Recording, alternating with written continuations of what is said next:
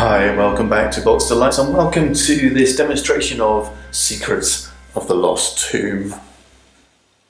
This one's a cooperative dungeon crawler for 1 to 6, plays in about 2 hours. I'm going to demonstrate the introductory scenario for you, and we're going to do that with 2 players. It's a huge box, chock full of components. We have 2 books. We've got the rule book and the scenario book. These were printed wrongly. The covers were random on my own, so I had to take the staples out, reinsert them. Anyway, here's the introductory scenario. It's called Pharaoh with the Blue Eyes. So I'm going to get this all set up for you. Boxed everything up, make it easier to access. We've got dungeon tiles, tons of cards, stat trackers, character cards, a whole bunch of stuff in here. Everything's now set up and ready to play. The premise is simple. We're adventurers, we're explorers. We're going to be exploring this lost tomb. A team has explored this burial chamber where some hundreds of years ago the pharaoh Ras Azul Ahmed was buried and his body protected by 3 potent talismans. This was to stop him resurrecting and creating havoc. This tomb is on an undisclosed island. Our job is to recover these talismans to prevent Ras Azul Ahmed escaping the tomb and once more causing chaos across the world. The first known objective is to find the Staff of Ra. We've got a set of set aside artifacts that the scenario has asked us for. We'll cover some of those things in more detail as we go on. So that's our objective. We've got to progress through, find the Staff of Ra, and throughout the game there's going to be certain trigger points, and this is very much a story-driven dungeon explorer, which is the thing that attracted me to it really. There's trigger points that we're going to find as we explore, and they're going to cause different parts of the scenario. Remember, this is the scenario book to get read out, and more will be revealed to us. There's a whole series of campaigns. There's plenty of stuff in here to keep you busy. There's also a ton of adventurers to choose from. Remember, this is 1 to 6, so I've chosen a couple from me. We've got Alligator McPhee and Heidi Dupont. Each one has this comprehensive biography on the reverse. We've set up our characters, playing 2. It recommends 6 action tokens each, so there's kind of 12 between the party. These are those. You can increase the difficulty if you want by removing a certain number of actions. Why don't we do that? Let's give ourselves 5 actions each. We've got our starting stats set. These are determined by our starting cards, starting items, and because we're playing with just 2 characters, each player gets 2 companions. So for McPhee we got Katrina and Sir Lawrence of Britain, and for Heidi the Singing Scimitar and Sirdar Sandeep Singh. And we begin the game here at the tomb's entrance. Let's start then with McPhee taking an action. There's a whole bunch of actions you can take on your turn. There's a player reference that helps you with this. We've got actions like move, search a room, combat a target, so on and so on. Usual stuff, okay? There's different phases of the game. We're in the adventurer phase right now where we can take actions. So let's move and explore a new room. McPhee has a movement of 3, so we can move up to 3 tiles. When we explore, we stop when we can't move any further. So let's head out 1, and then we're going to explore here. Okay, these 3-tailed comet icons show you where there's doors in and out of a tile. Okay, so you can only explore in a direction where there's one of these tiles. So we're going to explore northwards. We're going to draw a new tile. There's a huge stack of tiles. And there's 3 levels in the dungeon, 1, 2 and 3. We start at level 1, and as you get deeper you go down level 2, level 3. Okay, so as long as the tile that we're drawing has a level 1 highlighted, then we can go down. If there was a level 3 only tile on the top, we just put it to one side and then take the next that has level 1. So we've got a level 1 tile. We can go down via these stairs on Quetzalcoatl's descent, taking us down to level 2, and that'll help us. The scenario tells us as we get deeper, we'll find these different talismans. So I'm looking for that Staff of Ra first. Okay. It's the Island Observatory. And we've got some effects now that are going to trigger. First off, on entering the room, there's this door icon. There's this magnifying glass. This is an exploration effect, and this is going to trigger immediately on exploring the room, which is what we've just done. Okay. Now what this does is it says for our exploration effect, we see a value in parentheses. This is the icon for audacity. All the skills have different icons. There's no number here, which implies a 1. What this means is we need to get 1 success with an audacity check. If we pass, then we get a reward, and I'll explain that in a second. Okay, so let's do our audacity check. This is where our dice come into play. We have these 12-sided dice. They number from 1 to 6 twice on there, and there's some icons on here as well. A 1 is a critical failure, a 6 is a critical success, and a 5 is a success. We can boost our chances of a success by spending 1 audacity, so we could clock this down to 3, and that will make all 4s a success. Or we could even do that post the roll. If we roll, we don't like the roll that we get, we can spend an audacity and then re-roll the whole bunch. Okay, 5s and 6 successes, remember. Now we're doing an audacity check. Our audacity is currently 4, so that means we're going to roll 4 dice. If, say, we were doing a strength check, my strength of 3 means 3 dice. So let's do our test. An audacity of 4, that's 4 dice, and we're looking for 1 success.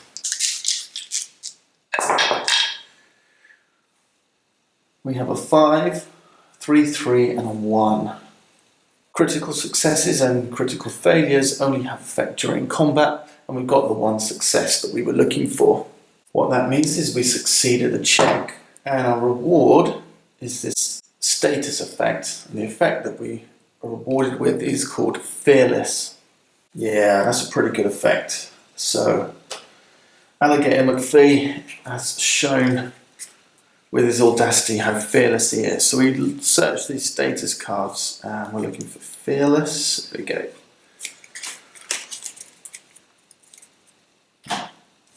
And we give that to him. And this will now have an ongoing effect for us, a mental positive effect. We do not lose courage from creatures, but we do have to check to see if we keep this status during our upkeep phase. We'll come to that in a little bit. For now though, we've got another icon on the Island Observatory. It's the scenario effect number 1. This symbol is going to match something we see in our scenario booklet, so let's go and refer and see what happens. It says we unleash the curse of the mummy, and here's the trigger effect. I'll read this for you. All around the room there are engravings, hieroglyphics, and ancient relics from the age of Egyptian empires. They mention Ras Azul Hamet many times. As you search these histories for clues, you wake something from its deep slumber.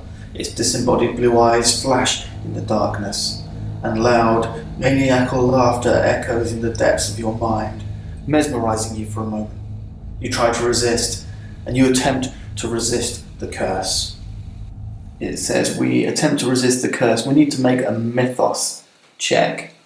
Okay, McPhee's mythos is 3. Let me just check. Yeah, there's none of my skills here that can help me. Okay, so 3 dice, and we're looking for 1 success.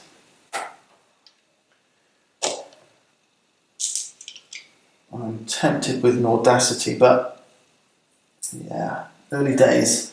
Let's just go for it. 3 dice. I'm looking for a 5 or a 6. I think the odds are pretty good. Yeah, that's a good result. We got a 6, a 5 and a 5. Perfect. That's 3 successes. Okay, this tells us we pass, we resist the curse. If we'd have failed, then we'll have been marked by a curse of the tomb status effect, like this fearless one. It's Heidi DuPont's turn to act now, and we'll keep taking turns until both players have used their 6, or in my case 5, actions. Remember, I've increased the difficulty by reducing my action count. And obviously she's got a move of 3, she could move in here too. This wouldn't trigger again. And perhaps search the room, or maybe she wants to explore a little further. There's no other exits to this room, no more of these comet icons. So why don't we just push on and explore? So I think we'll go one, we'll just come in this way. So again, it's a level 1. This is a level 1 tile. Incidentally, if you ever draw a tile that closes off all exits, just discard it and draw again, because each level should remain open at all times. Okay, we've got the Shrine of Fertility. Doesn't matter which way around I place it, but this isn't so good. It's got a red border. This means this is going to be inhabited by some kind of monster. There's no effect coming into the room to trigger, but there is a story icon up here. This Skull and Crossbones is the misadventure icon. Something unfavourable is about to happen.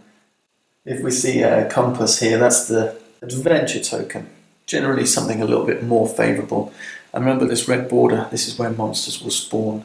So let's see what happens. So we draw a story card. Let's see how the story develops. There's a blanking out card here on top just to hide, because these are double-sided. Okay, there's an adventure side and a misadventure side.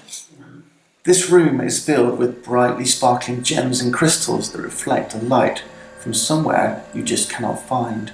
Scanning the room, your eyes spot some runes. Now we have to make a knowledge check. That's this book icon. There's no number, so it's just 1 success, and Heidi has a knowledge of 5. So should be relatively straightforward. And yeah, we got a couple of successes, 3 successes in there. This is the pass effect, this is the fail effect.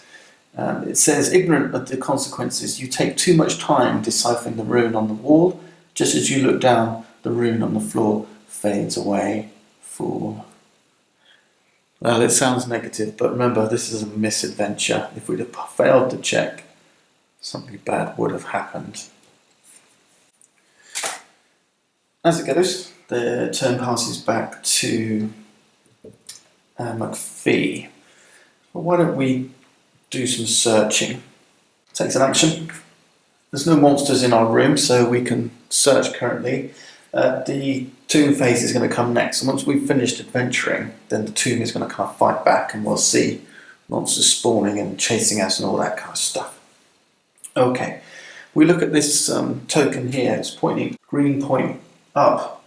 This makes us Tomb Raider. As we move on, searching gets more dangerous.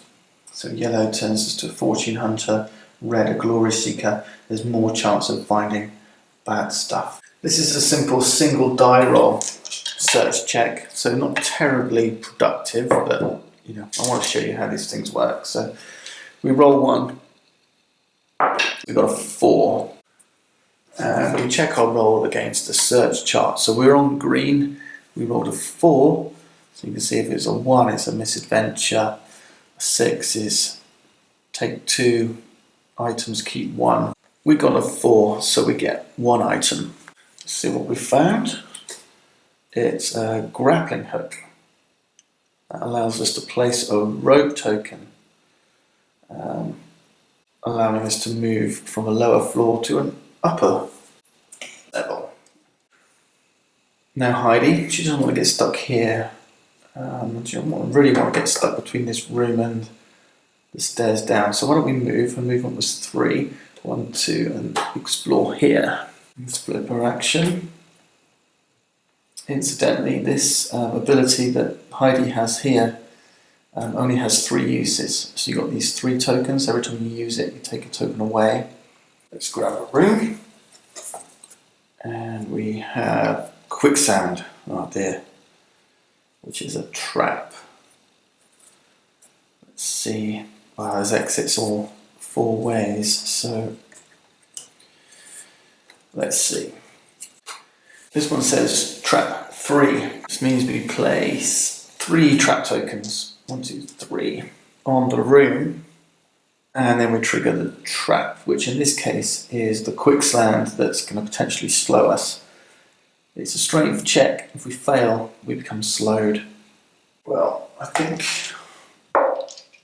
she's in trouble, but let's see. So 1 die, 1 strength.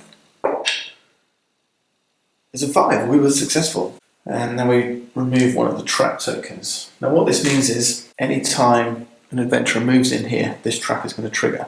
So unlike those exploration effects, they're not just the first time, but every time. Let's push on. So McPhee, I think he's going to move and explore this time. There's no way out this way, so it's 1, 2. Don't want to come in this room. Let's go this way and see what we see. Right, that's a level 3. Level 3, here's a level 1. Okay. And it's Lords of the Day. And it has a misadventure icon on it. We're not finding what we're looking for. Alright. It says, this room is pitch black. You can't see anything around you. It feels and sounds like you're walking on fortune cookies. Crunch, crunch, crunch. Something slimy crawls down your shirt and up your legs and arms. Let's do an audacity check. And it's looking for 2 successes. Right, that's a little bit trickier. Audacity 4, 4 dice. And we have a 5, a 1, a 4, and a 6. We got 2 successes. Excellent. Bugs don't scare you. Just brush them off and continue on. You have a feeling that, yeah, there it is.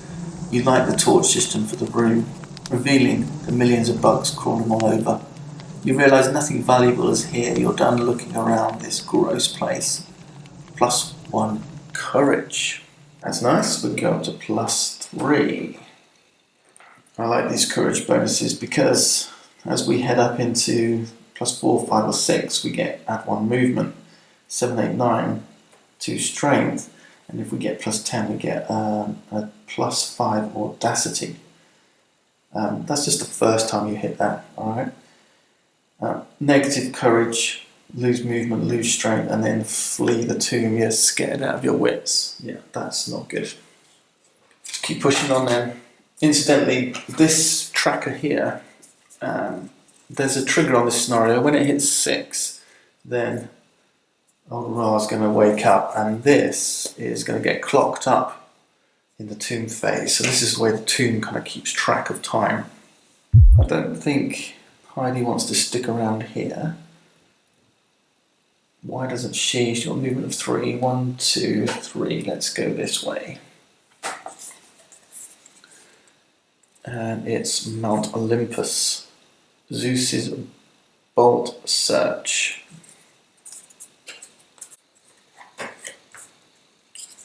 Okay, interesting. Okay, so we've got a scenario trigger. It's just that number 1, Curse of the Mummy again. But we also have the artifact icon, this golden chalice. It says Zeus's bolt search. So we can take a risk here with an action. Search the room for this artifact. But we need 2 successes off an audacity check, and we lose audacity if we fail. So that is a real risk, and maybe that's one that McPhee would be better taking with 4 audacity versus 2 for Heidi. Okay, let's do the scenario effect first. It's the curse of the tomb, and we're having to make a mythos check. We only want one success. Heidi has 5 mythos. And just 4, 2, 3, 1, and there's the 5 we're looking for. Okay, no effect. So I think what we'll do is have McPhee spend his 4th action moving here, and we'll have him search next time. Heidi's just going to do a regular search, so we'll spend one of her actions. Roll 1 die. She's on green. We rolled 5. And that's going to give us 1 treasure. And she finds a .45 caliber 1911 pistol. Nice. I definitely think that's going to come in handy. Shoot first, ask questions later. Upkeep, roll a die on 1 discard, so yeah, there is a chance that we're going to run out of ammo. Incidentally, the Necronomicon artifact, we've not had a chance to use this yet. Basically allows us to summon a creature to fight on our behalf, so look out for that one. As it stands, I think we'll use McPhee's final action to do the artifact search. Each adventurer can only do this once, so pretty tough, and you can't use your audacity to modify the die rolls. Audacity 4 dice, we're looking for 2 successes. We got 2 successes, 2, 2, 5, 5, excellent. Which means we take from the artifact deck Zeus's bolt. There it is, Zeus's lightning bolt. We've got to give this another shuffle. And we lose 1 audacity from making that check. Alright, so it's always lose 1 if you succeed, lose 2 if you fail. It's Heidi's final action now, and I think we're going to use it to do trade. So when you take the trade action, you and another player, if you're sharing the same location, can trade any number of items. Only one of you needs to take that action. And all we're interested in, I think, is giving her this lightning bolt. McPhee is good with machetes. He's got this ability, that's not a knife. When using machete, all creatures get -2 combat against me. And he's got 2 machetes, and they are each one-handed, okay? The pistol's one-handed, and the lightning bolt is a dexterity 2-handed weapon. And that's it, we've all taken our actions, so now we need to take a tomb card and check the effects. Draw from the top this time. Yep. Ooh, it's a red one. There's red and green. If you want to play hard level, only use red cards. If you want to play easy, only use green. If you want to play the medium level, mix the red and green together. We start at the top with the tomb effect. Everyone gets -5 combat during this tomb phase. Okay. Move creatures, drawing the creatures out there, creature combat, and then spawn creatures. Creatures are going to spawn in the red rooms. There's 3 on this level of the dungeon. And we can spawn them wherever we wish, but evenly as possible. Now I can see on level 1 we're going to spawn 2 creatures, so I can choose where to put them. I'm likely going to put 1 here, 1 here. There's 2 types of creatures that can be spawned. Base creatures and elite creatures. We're on level 1, so it's 1 base and 1 elite. So we draw 1 base. We choose where to put him. We've got a stone spirit of olmec. He goes in one of these standees. Let's put him here. And 1 elite. These are the elites. And it's a doppelganger. If you don't want to use the standees, feel free to place them face down. Okay, this is our stone spirit. This is the symbol for critical failure, so I'm guessing this special ability kicks in if you roll a 1. Yeah. Spawn the Enchantress. Oof, nasty. So that's spawn creatures. Now we do the upkeep phase. So this is where we look for anything that has upkeep in it, which is just a pistol. So I need to roll and discard on a 1. We got a 3, that's okay. I think there weren't any other upkeep effects. Maybe there was on the companion, yeah, so he gets refreshed. Not used these companions yet. Let's keep them close. Next we have to rotate the search icons. Search tokens, it says 1 spot clockwise and then increase the comet track by +1. So even if we don't search, these things are going to tick. So they're on red now. Searching suddenly becomes a little bit more tricky next time. And the comet track goes up to from 0 to 1, and we've ended the first round of the game. We've got until 6 before the bad guy awakes.